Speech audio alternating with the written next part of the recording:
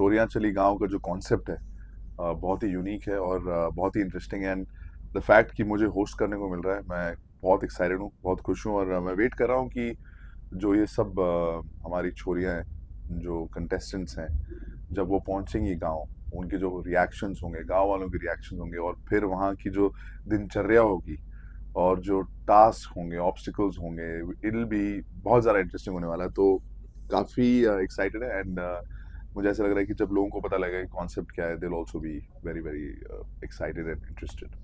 ये प्रोजेक्ट बाकी reality shows से अलग है और इसी वजह से मैंने हाँ बोला है, बिकॉज मुझे ऐसा लगता है कि जब कॉन्सेप्ट अलग होता है, एक अपॉर्चुनिटी होती है कुछ नया करने का, और लोगों को कुछ नया दिखेगा।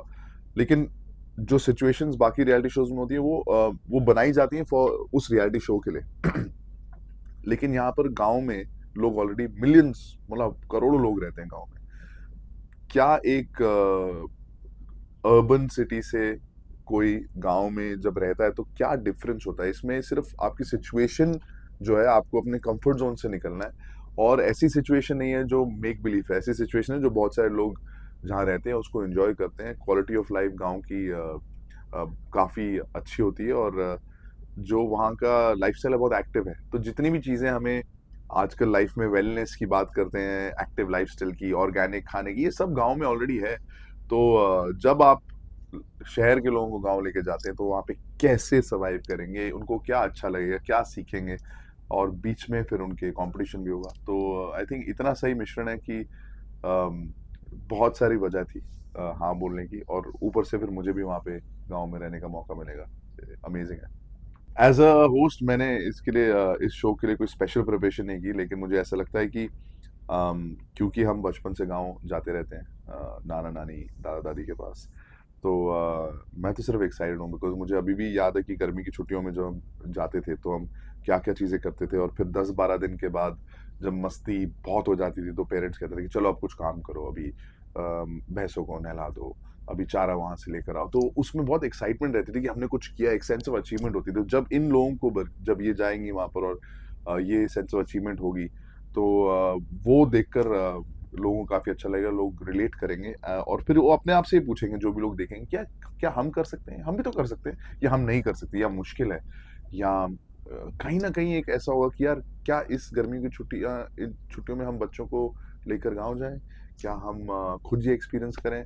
तो आई थिंक मेरे को भी यही सवाल है अपने आप से भी कि क्या मैं अभी भी वहां पर बहुत मजे आने वाले हैं मुझे कि नहीं, पर मैं एक्साइटेड हूँ। इससे ज़्यादा प्रिपेयर नहीं कर सकते हो आप, बट थैंकफुली अगर आप अपने रूट से जुड़े हुए हो, अगर आपको अपने फैमिली के तौर तरीके, ट्रेडिशंस सिखाए गए और आप जुड़े हो, तो गांव में जाके आपको सिर्फ मजे आएंगे। तो मैं तो एक्साइटेड हूँ। सबसे पहले जब मैं मिका बाजी को मिला था, वो आई थिंक 2003-4 में था, एक इंटरव्यू के लिए गया था मैं उनके पास, वो भी उनके घर पे, जब जब वो दिल्ली में थे। उसके बाद अलग अलग प्रोजेक्ट्स में हमने काम किया, लेकिन इधर काफ़ी सालों बाद जब हम मिले तो बहुत अच्छा लगा। और जो गाना बनाया गया है बहुत ही कैची है एंड मिका बाजी का जो फ्लेयर है इसमें, जो उनका तरीका, जो उनका स्टाइल है, वो it's meant for, this song is meant for a person like him. And जान डाल दी उन्होंने और काफी कैची गाना है, चलेगा चलेगा। तो हम म्यूजिक वीडियो शूट कर रहे हैं इस शो का, और काफी टाइम जब आप शो का प्रोमोस कर रहे होते हो या कॉन्सेप्ट समझा रहे हो लोगों को, उसमें अगर आपको एक म्यूजिक वीडियो करने को मिल जाए तो मतलब बात ही अलग है, और वो भी मिका बाजी के साथ। तो अगर एक गाना हिट हो जाएगा, आई थिंक लोगों को उसका, इस वीडियो से उनको आइडिया भी पता लग जाएगा कि शो किस बारे में है। इसमें थोड़े वो चीज़ें हैं कि शहर की लड़कियां गांव में हैं, तो वो क्या क्या होने वाला है, थोड़े से हिंट्स भी हैं। तो आई थिंक लोगों को गाना भी मज़ेदार लगे, और लोगों को एक बार गाना चढ़ जाता है ना इंडिया में, चाहे वो ओटीटी हो, फिल्में हो, या कोई भी हो, जब गाना पसंद आ जाता है तो उस गाने की वजह से भी लोग आते हैं शो देखने, और एक बार ही कोई आएगा, 1-2 एपिसोड देखकर वो हुक हो जाएगा, मुझे ऐसा लग रहा है। अभी तो मुझे ऐसा लग रहा है कि जो जो लाइन है, छोरियां चली गाँव, चले चले चले चले, तो वो अटक जाता है आप जब सुनते हो ना उसको।